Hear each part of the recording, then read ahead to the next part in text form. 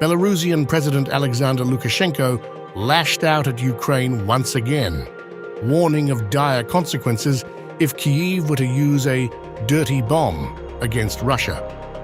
In a fiery interview aired on Russia 1 TV, he stressed that such a move would provoke a devastating response, making Ukraine cease to exist.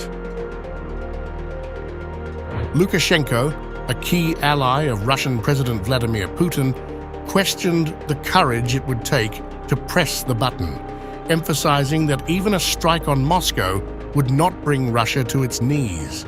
Instead, he predicted that Moscow would retaliate with overwhelming force, leading to Ukraine's annihilation.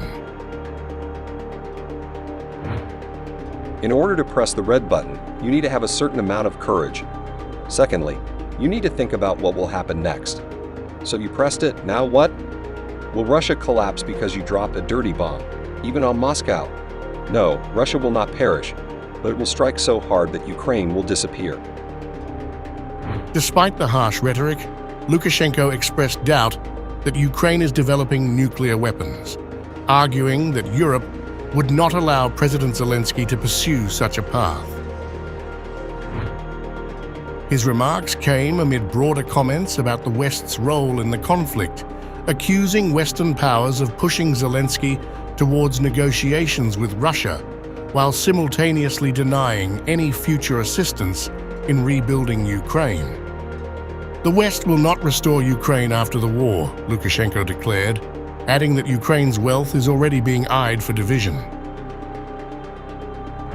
Portraying his bond with Putin as familial, Lukashenko asserted that they share a unified stance on the war focused on negotiations.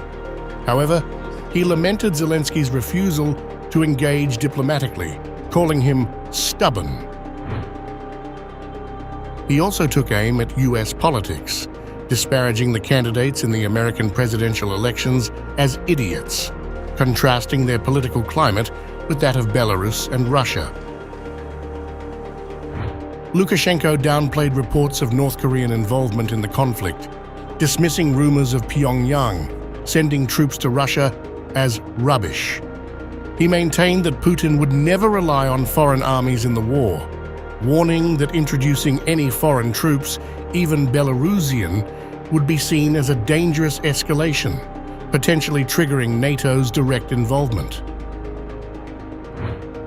In a separate interview with the BBC, Lukashenko reinforced his control over Russian nuclear weapons stationed in Belarus, asserting that their use would require his personal consent.